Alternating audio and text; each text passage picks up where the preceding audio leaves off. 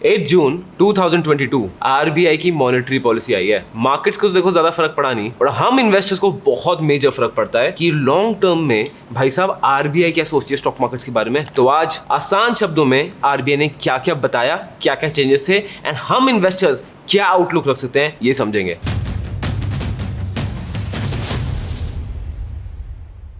Hi guys, my name is Harsh Goyla. I'm an investor, trainer and mentor in stock markets. Raj, monetary policy. अब सबसे पहले it is very important for you to understand कि भाई monetary policy होता क्या है। तो इसके लिए मैंने पहले वीडियो रिकॉर्ड की थी, तो उसी का कट यहाँ डाल रहा हूँ, तो आप ये देख लो। और अगर आप बोलते हो हर्ष मुझे पता है monetary policy क्या है यार, I don't want to see it, तो टाइम स्टैम्प पे है, डायरेक्टली उस पॉइंट में आ जाना जहां पे आई टेल कि इस monetary policy में क्या डिसाइड हुआ। अब दो चीज होती है, फिस्कल पॉलिसी या यूनियन बजट, कुछ लोग फिस्कल पॉलिसी बोलते हैं, कुछ लोग यूनियन बजट बोलते हैं, and the RBI policy slash the monetary policy. इनके ऑफिशियल इकोनॉमिक नेम्स क्या है, fiscal policy and monetary policy. अब इन दोनों के बीच में I tell you the difference. Fiscal policy managed by the government, whereas the monetary policy is managed by RBI. Fiscal policy is given by the Ministry of Finance. जो Finance Ministry and Stream and Ministry of Finance वो सब एक साथ होके fiscal policy declare करते हैं, जबकि monetary policy is declared by the MPC. MPC क्या होता है? एक monetary policy committee जो बैठती है and they decide the monetary policy. ठीक है, फिस्कल पॉलिसी साल में सिर्फ एक बार होती है। ठीक है, so for the longest period of time हमेशा 28 फेब को ही होती थी, बट अब से 1 फेब को होती है। Monetary policy on the other hand happened at least 4 times a year. अगर बहुत अर्जेंसी हुई तो ज्यादा भी होती है, बट एटलीस्ट 4 टाइम्स तो होती ही होती है। फंक्शंस की बात करते हैं, फिस्कल पॉलिसी का फंक्शन क्या होता है? वहां पे सरकार आती है, वो बताती है लास्ट ईयर क्या क्या हुआ था, इस साल वो क्या प्रपोज कर रहे हैं, and what are they expecting for the coming years. जबकि मॉनेटरी पॉलिसी में क्या होता है, they just want to work on the stability on the economy। अब ये बड़ा इंपॉर्टेंट है, stability of the economy। RBI का फंक्शन क्या है? आरबीआई को क्या वोट जीतने हैं करके? नहीं, RBI does not care about votes. What RBI care about is only and only the economic situation. ठीक है, तो आरबीआई क्या होता है, इट शुड बी स्टेबल। अगर ऊपर जा रहा है तो स्टेबल होकर ऊपर जाए, इकोनॉमी नीचे आ रही है तो स्टेबल होकर नीचे आए, सो दैट कि लोगों को बहुत ज्यादा प्रेशर ना आए किसी चीज का। सिंपल। अब इनके टूल्स क्या होते हैं? फिस्कल पॉलिसी के जो मेन टूल्स होते हैं वो होते हैं taxes, short term taxes, long term taxes, commercial taxes, import पे टैक्सेस, एक्सपोर्ट पे टैक्सेस। गवर्नमेंट हर चीज को टैक्सेस से कंट्रोल करती है, जबकि आरबीआई की जो मॉनेटरी पॉलिसी होती है, इनके टूल्स होते हैं इंटरेस्ट रेट्स। बैंक्स कंट्रोल करते हैं, तो बैंक्स में क्या होता है, interest rates, repo rates, reverse repo rates, जिनके बारे में हम बात करने वाले हैं। डिफरेंस दोनों में क्लियर हो गया है? अब तो पहली चीज है रेपो रेट। ठीक है, रेपो रेट होता क्या है? बेसिकली रेपो रेट, जब एक बैंक आरबीआई से लोन लेता है, क्या इंटरेस्ट पे करता है? वो पे करता है repo rate. That is what the repo rate is. अब अगर रेपो रेट बढ़ता है, इसका इफेक्ट क्या होता है? बैंक को लोन महंगे मिलेंगे, तो वो आगे भी लोन महंगे ही देगा, इसका मतलब इंटरेस्ट बढ़ जाएगा। अब बैंक के लोन्स महंगे हो गए, तो ऑन अ कंज्यूमर फ्रंट क्या आप नई चीजें खरीद पाओगे? गाड़ियों के होम लोन ले पाओगे? घर के होम लोन ले पाओगे? नहीं, वो रिड्यूस हो जाएगा। So demand will decrease. इसका एडवांटेज क्या होगा? इन्फ्लेशन कम हो जाएगी। इन्फ्लेशन कब होती है? When supply is low, demand is high. अब जब डिमांड कम हो जाएगी, इन्फ्लेशन कंट्रोल में आ सकता है, जो अच्छी चीज है। बट इसका नेगेटिव एंड क्या होता है? नेगेटिव एंड रेपो रेट बढ़ने का ये होगा कि इंटरेस्ट रेट अगेन बैंक से बढ़ जाएंगे, तो क्या बिजनेसेस लोन ले पाएंगे? नहीं, बिजनेस की प्रॉफिटेबिलिटी कम हो जाएगी। कितने सारे बिजनेसेस हैं जो शायद बंद हो जाएंगे सिर्फ इंटरेस्ट रेट बढ़ने से। ये होता है। So as of now if I see, हो क्या रहा है? अब पिछले 2 साल से repo rate was unchanged. As a matter of fact, जो अप्रैल में मॉनेटरी पॉलिसी हुई थी उसमें भी इट वाज अनचेंज्ड, जो एक पॉजिटिव साइन है मार्केट्स के लिए। बट इस बार आरबीआई ने रेपो रेट बढ़ा दिया है बाय 50 बेसिस पॉइंट्स, 50 बीपीएस। तो अब रेपो रेट हो गया है 4.90%। सो जस्ट बाय दिस, ये स्टॉक मार्केट के लिए अच्छी न्यूज है? नहीं है। वाई?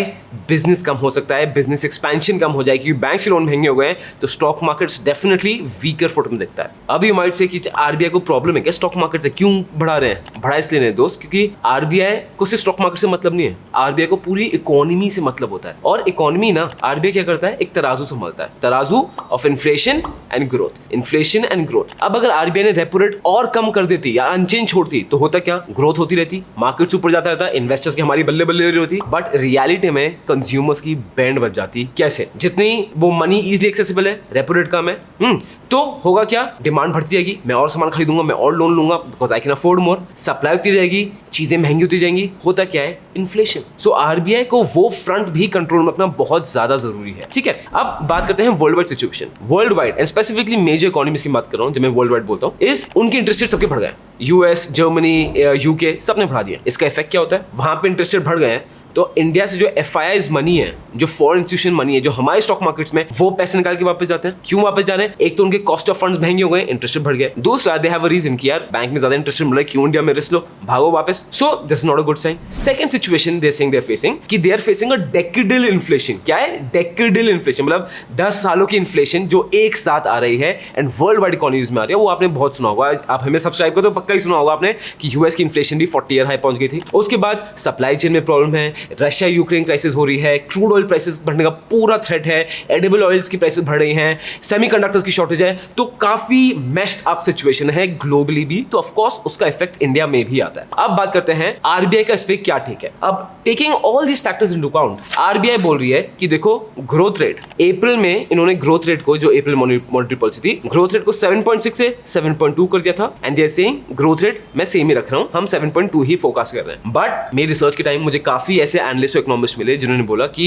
ये ग्रोथ रेट गलत है, focus should be even lower of the growth rate. ये इसलिए किया है कि ज्यादा मार्केट का सेंटिमेंट खराब ना हो जाए। But this is just speculation, so we can't say. But अगर इकोनॉमिकली देखेंगे तो हाँ, ग्रोथ रेट और कम होनी चाहिए। ठीक, अब आते हैं इन्फ्लेशन। अब दोस्त, ये स्कैरी पार्ट है। हमारे देश में रिसेंटली इन्फ्लेशन इतना बढ़ गया है, इतना रिडिकुलसली बढ़ गया है, आप और मैं ना उसके इफेक्ट सह रहे हैं। अगर आम भी खरीदने जाओ ना, 2 आम वो 100-150 के आ जाएंगे। 2 आम की मैं बात कर रहा हूँ। एक मिडिल क्लास इंसान के लिए आम खरीदना मुश्किल हो गया है। एंड हर चीज महंगी हो गई यार, नींबू महंगा हो गया है, वेजिटेबल्स महंगी हो गई है, एडिबल ऑयल्स महंगी हो गई है, सबको पता है। और सबकी मॉम्स और सबकी स्पाउसेस ये सब के बारे में बोल चुके हैं, तो ये हो रहा है। ठीक, अब आपको फैक्चुअल दिखाता हूँ इन्फ्लेशन कितना ज्यादा स्कैरी है हमारे देश के लिए। अप्रैल में जो मॉनेटरी पॉलिसी हुई थी आरबीआई की, इन्होंने बोला था दैट इन्फ्लेशन फ्रॉम 4.5% इनके फोकास्ट हिसाब से हैज इंक्रीज टू 5.7%। 4.5 से 5.7 बढ़ा दिया, सीधा 26% इन्फ्लेशन बढ़ा दिया। ठीक है, अब 2-3 महीने बाद ही फिर जो मॉनेटरी पॉलिसी हुई है, इन्होंने अब इन्फ्लेशन 5.7 से 6.7 बढ़ा दिया है, 17%। पहले 26% का जंप, अब 17% का जंप। It is scary. और सबसे बड़ी चीज, और ये तब हो रहा है जब गवर्नमेंट ने क्रूड ऑयल प्राइसेस में एक्साइज ड्यूटी कम कर दिया है। और जब क्रूड ऑयल, पेट्रोल, डीजल सस्ता होता है ना, तो हर चीज सस्ती हो जाती है। बिकॉज ऑब्वियसली 80% हमारे देश का जो ट्रांजिट है वो ट्रांसपोर्ट से हो रहा है, बाय रोडवेज हो रहा है, जिसमें बहुत हैवी कंजम्पशन है ऑफ क्रूड ऑयल। उसके बाद भी दिस इज द फोरकास्ट। तो सबसे पहली चीज, स्टॉक मार्केट रखते हैं साइड में, understand this, we are going to enter some scary times. और ये डेटा बता रहा है, ये कोई कॉन्स्पिरेसी थ्योरी नहीं है। सो प्लीज बी प्रिपेयर्ड, अपने फाइनेंशियल्स को उस हिसाब से प्रिपेयर्ड रखना, मेंटली उस जो वॉर आ रही है उसके लिए रेडी रहना। अब ना जो स्मॉल अपडेट्स हैं वो भी कवर करते हैं, सो दैट आपको पूरा होलिस्टिक व्यू मिल जाए। सबसे पहली बात आती है ई मैंडेट्स। ई मैंडेट्स होते हैं ना, जो हमारे कार्ड्स में होते हैं, जनरली कि मैंडेट देते हो कि इतना पैसा हर महीने जाना चाहिए, या कुछ भी एसआईपी या कुछ भी फिक्स्ड इंटरवल ऑफ टाइम में पैसा जाना चाहिए। वो आरबीआई ने बोला है कि वो पैसा 5,000 की लिमिट थी, उसको 15,000 कर दो। क्यों? अकॉर्डिंग टू आरबीआई, ये बड़े बैंक तो कर रहे थे और उनकी काफी ट्रांजैक्शन अच्छी जा रही है, वॉल्यूम्स भी बढ़ी हैं। सो आरबीआई हैज रेकमेंडेड कि ये सबको कर दो। एंड बाय द वे, जो रेपो रेट था वो इमीडिएट इफेक्ट से था, ये रेकमेंडेड है। दूसरी चीज जो आरबीआई ने बोला है, अगेन स्मॉल अनाउंसमेंट, और ये बहुत इंटरेस्टिंग है, UPI has been one of the most inclusive payment methods. Inclusive का मतलब क्या है कि वर्ल्ड वाइड सब ले पा रहे हैं। एनईएफटी, आरटीजीएस इतना इंक्लूसिव नहीं था, क्योंकि इसको करने के लिए you have to have a bank account, but UPI कोई भी करता है। इंडिया में आप अभी, मतलब I show you the facts, it's crazy. According to RBI 26 crore users हैं यूपीआई के, 5 करोड़ मर्चेंट्स हैं। इन मई 2022 आपको पता है यूपीआई से कितनी ट्रांजैक्शन हुई है? यूपीआई से 594.63 करोड़ ट्रांजैक्शन हुई है। और पता है इन ट्रांजैक्शन का टोटल रुपीज में कितना वैल्यू था? It was rupees 10.41 lakh crore, 10.5 lakh crore. It's crazy. So UPI something जो हमें बहुत प्राउड होना चाहिए। बट इसमें एक और चीज थी जो हमें जाननी है, और ये बड़ी इंटरेस्टिंग थी फॉर अस इन्वेस्टर्स। वो क्या थी? आरबीआई क्या कर रहा है? अफोर्डेबल हाउसिंग को पुश कर रहा है। इंडिया में रियल एस्टेट की अक्यूट शॉर्टेज है। According to Reuters report, real estate का एक्चुअल ग्रोथ आने वाला है, जो हमने पिछले 5 साल में देखा है, वो शायद हम इन द कमिंग क्वार्टर्स देख सकते हैं। अब आरबीआई इसको कैसे हेल्प कर रहा है? आरबीआई ने बोला है जो भी सारे कोऑपरेटिव बैंक्स है, मेनली कोऑपरेटिव बैंक्स, इनकी हाउसिंग लोन की लिमिट्स बढ़ा दी हैं कि आप ज्यादा हाउसिंग लोन्स ऑफर कर सकते हो, which is a very strong point. Demand भी बढ़ रही है, गवर्नमेंट भी इसे पुश कर रही है और उसको सपोर्ट कर रही है। अब यहाँ पे 2 किस्म के लोग हैं। सबसे पहले एक किस्म के लोग हैं जो बोल रहे हैं हर्ष रियल एस्टेट में इन्वेस्ट करना चाहिए, या दूसरे किस्म के लोग हैं जो बोलेंगे अरे यार ये मोदी ने सब बर्बाद कर दिया है। वेल, आप दोनों का सोल्यूशन पूरा है। If you want to know real estate में इन्वेस्ट करना चाहिए, देन आंसर इज यस। वो वीडियो है इधर। And if you want to Narendra Modi government की क्या गलती है और नरेंद्र मोदी गवर्नमेंट की अच्छी भी है, तो वॉच दिस वीडियो।